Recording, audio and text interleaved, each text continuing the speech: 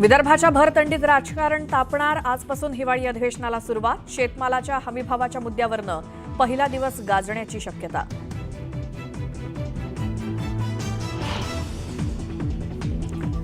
मंत्रिमंडळ विस्तार झाला. आता प्रतीक्षा खातेवाटपाची. येत्या 2 दिवसात खातेवाटप होणार. मुख्यमंत्र्यांची माहिती.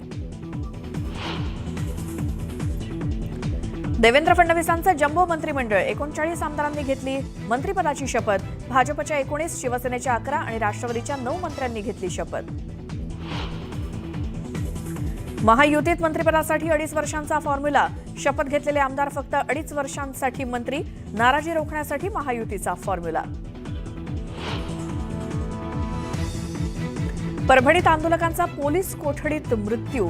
रिपब्लिकन सेनेकडनं महाराष्ट्र बंदची हाक. परभणीतल्या घटनेच्या निषेधार्थ आज नांदेडमध्ये बंदची हाक. बाजारपेठ बंद ठेवत व्यापाऱ्यांचा पाठिंबा. तर परभणीकडे जाणाऱ्या एसटी फेऱ्या केल्या रद्द. काँग्रेसचे नेते राहुल गांधी आज महाबळेश्वर दौऱ्यावर. पर्यटन स्थळांना देणार भेट. स्थानिकांशी साधणार संवाद.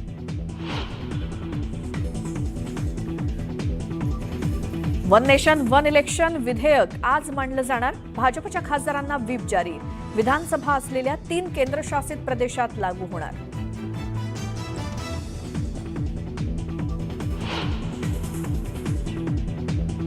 प्रसिद्ध तबलावादक झाकीर हुसेन काळाच्या पडद्याआड. अमेरिकेच्या सॅन फ्रान्सिस्कोमध्ये घेतला अखेरचा श्वास.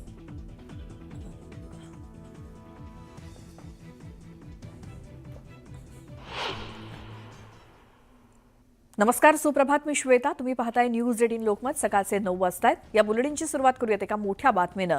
राजकीय वर्तुळातनं बातमी आहे. नागपुरात मुख्यमंत्री देवेंद्र फडणवीसांच्या सरकारच्या मंत्रिमंडळाचा विस्तार झाला. भाजपच्या 19, शिवसेनेच्या 11 आणि राष्ट्रवादी काँग्रेसच्या 9 आमदारांनी मंत्रिपदाची शपथ घेतली. आणि भुजबळांच्या राज्यसभेवरती छगन भुजबळ नाराज असल्याचं कळतंय. नाराज भुजबळांची राष्ट्रवादी काँग्रेस पक्षाकडनं दखल घेतली गेली आहे. छगन भुजबळ यांना राष्ट्रवादी काँग्रेस पक्षाकडनं राज्यसभेवरती पाठवण्याची तयारी पक्षानं केलेली आहे. या संदर्भात अधिक माहिती घेऊयात. आमच्या प्रतिनिधी प्रणाली कापसे या नागपूरमधनं आपल्या सोबत जोडल्या गेल्यात. प्रणाली, छगन भुजबळ यांच्या नाराजीबद्दल काय माहिती मिळतेय? काल आपण बघितलं होतं की दुपारपर्यंत छगन भुजबळ यांना फोन आलेला नव्हता. छगन भुजबळ यांचे जे निकटवर्ती आहे, जे जवळची माणसं आहेत, त्यांना आपण बरेच वेळेला फोन लावून बघितला, परंतु कुठल्याही पद्धतीचा रिस्पॉन्स त्यांच्याकडनं आला नाही.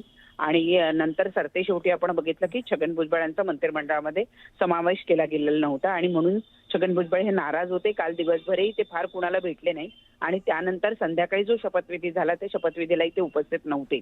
एकूणच जर बघितलं तर छगन भुजबळ हे त्यांचा मंत्रिमंडळात समावेश न केल्यामुळे अतिशय नाराज झालेले बघायला मिळतात. पण सूत्रांची जी माहिती मिळते त्यानुसार छगन भुजबळ यांची वर्णी आता राज्यसभेवर लावली जाईल. त्यांची नाराजी दूर करण्याचा प्रयत्न हा राष्ट्रवादी पक्षाच्या वतीनं केला जाणार आहे.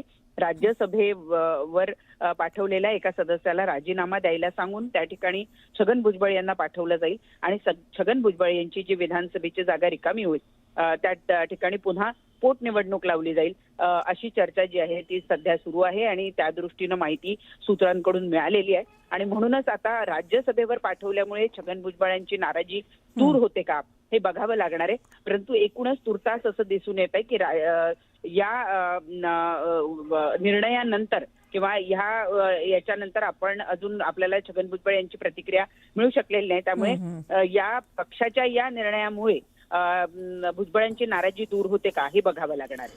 प्रणाली, धन्यवाद या सगळ्या माहितीसाठी. आणखी एक अशीच मोठी बातमी. श्रद्धा आणि सबुरी ठेवा, अन्याय होणार नाही. काम करणाऱ्यांचा सन्मान ठेवणार आणि योग्य वेळी न्याय दिला जाईल अशी भूमिका एकनाथ शिंदे यांनी घेतली आहे. नाराज आमदारांची समजूत काढण्याचा प्रयत्न ते करतायत.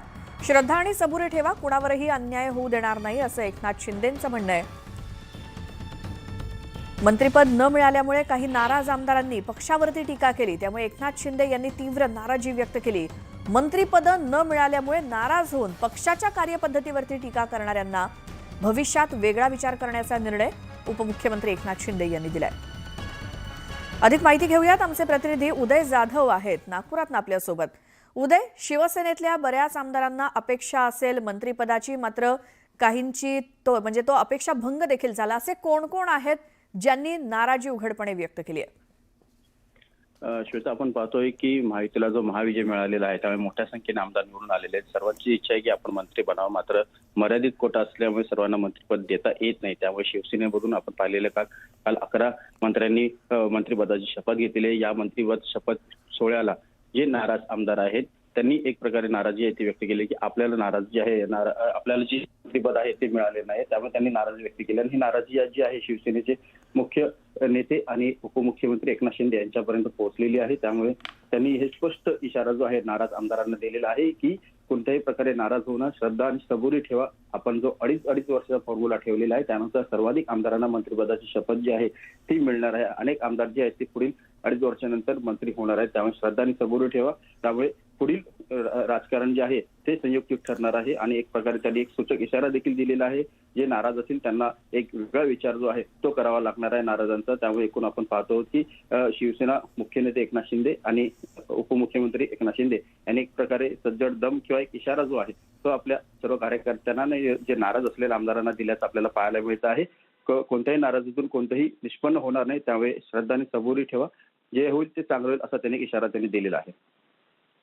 उदय, धन्यवाद या सगळ्या माहितीसाठी.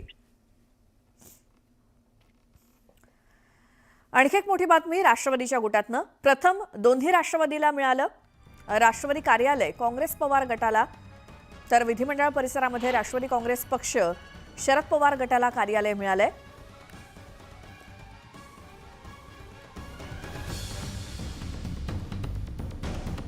पक्षामध्ये फूट पडल्यानंतर नागपूर विधानमंडळ परिसरामध्ये पहिल्यांदा शरद पवार गटाला कार्यालय मिळालं आणि गेल्या अधिवेशनामध्ये एकच कार्यालय हे दोन्ही गटाला मिळालेलं होतं.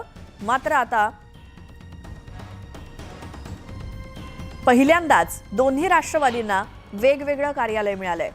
राष्ट्रवादी काँग्रेस शरद पवार गटाला आधी कार्यालय मिळालं.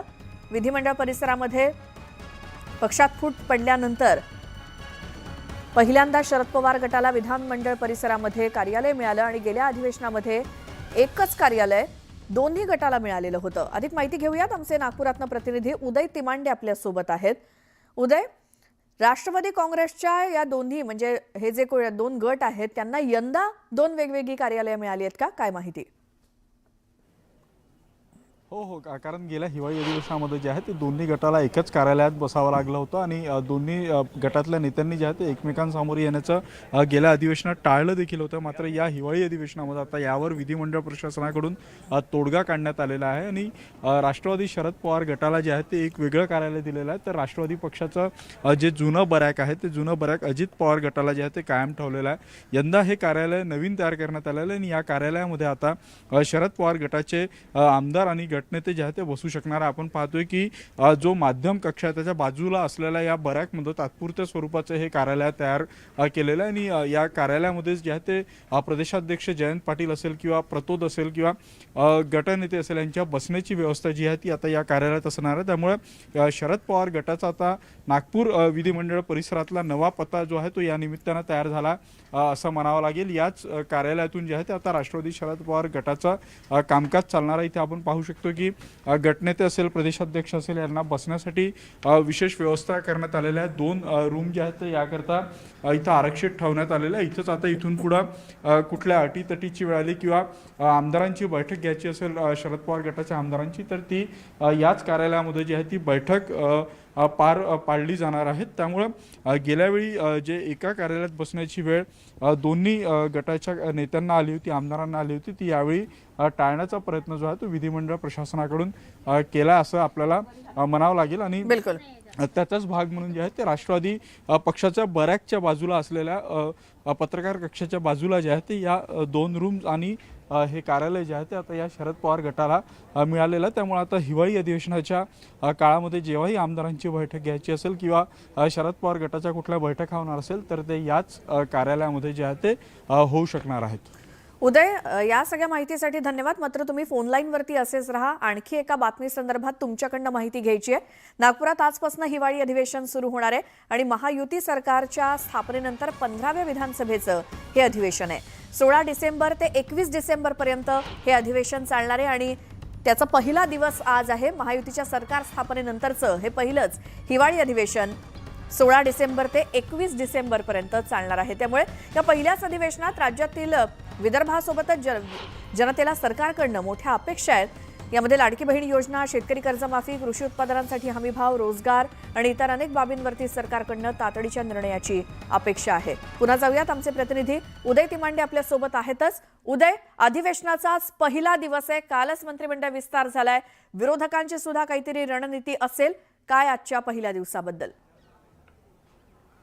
नक्कीच या अधिवेशनाकडे जे आहे त्या राज्याला मोठ्या अपेक्षा आहे, कारण सत्ताधाऱ्यांना या सरकारला जे आहे ते पुन्हा एकदा जनतेनं संधी दिलेली आहे. या सरकारनं अनेक घोषणा केल्या होत्या. मग त्यामध्ये लाडकी बहीणचे 1500 वरून 2100 करण्यासारख्या घोषणा असेल, शेतकऱ्यांना हमी भाव असेल किंवा MSP वर जे आहे ते खरेदी असेल, या सगळ्या आश्वासनं जे आहे ते गेल्या निवडणुकीमध्ये याच सत्ताधाऱ्यांना दिल्या होत्या. त्यामुळे आता त्या आश्वासनांची पूर्ती करण्याचं जे आहे ते आता या सरकारसमोर आव्हान असेल. आणि या सरकारचं म्हणजे फडणवीस सरकारचं पहिलं हिवाळी अधिवेशन जे आहे ते आजपासून नागपूरमध्ये सुरू होतं. त्यामुळे या अधिवेशनामध्ये सरकारची काय भूमिका असते पाहणं महत्त्वाचं असेल. काल जी विरोधी पक्षाची पत्रकार परिषद झाली होती त्यांनी स्पष्ट केलं होतं की सरकारला जे आहे ते धारेवरती धरणारा, कारण शेतकऱ्यांचे प्रश्न असेल, बेरोजगारांचे प्रश्न असेल किंवा परभणीमध्ये झालेल्या घटना असेल, बीडमध्ये झालेल्या घटना असेल, या सगळ्या घटनेवरून जे आहे ते सरकारला घेरण्याची रणनीती जी आहे ती विरोधकांनी आखलेली. आणि सरकारमध्ये म्हणजे विरोधक कितीही संख्येनं कमी असले तरी विरोधकांच्या ज्या काही सूचना असेल, जे काही प्रश्न असेल आणि ते राज्याच्या हिताचे असेल त्यावर चर्चा घडवून आणू, साधक बाधक चर्चा घडवून आणू आणि ते प्रश्न सोडवू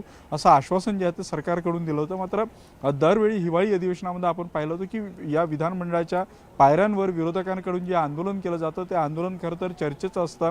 यावेळी देखील आता संख्येमध्ये विरोधक कमी आहे, मात्र ते कशा पद्धतीनं या पायऱ्यांवर आंदोलन होतात, सरकारला घेरण्याची जी रणनीती विरोधकांनी तयार केलेली आहे ती संख्याबळ कमी असताना ती कशा पद्धतीने यशस्वी करतात, या सगळ्या गोष्टी ज्या त्या पाहणं महत्त्वाचं असेल.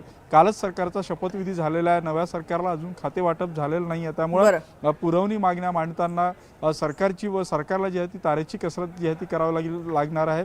त्यामुळे या सगळ्या गोष्टी सरकार कशा पद्धतीने हाताळतात आणि सरकारला धारेवर धरण्यात विरोधक किती यशस्वी ठरतात हे पाहणं या अधिवेशनाच्या निमित्तानं अतिशय महत्त्वाचं असणार आहे. उदय, धन्यवाद या माहितीसाठी. आणि ज्यावेळी अधिवेशनाचं पहिल्या दिवसाचं कामकाज सुरू होईल त्यावेळी आपण ही सगळी दृश्य आपल्या प्रेक्षकांना दाखवूच. काय होतं आज सभागृहात?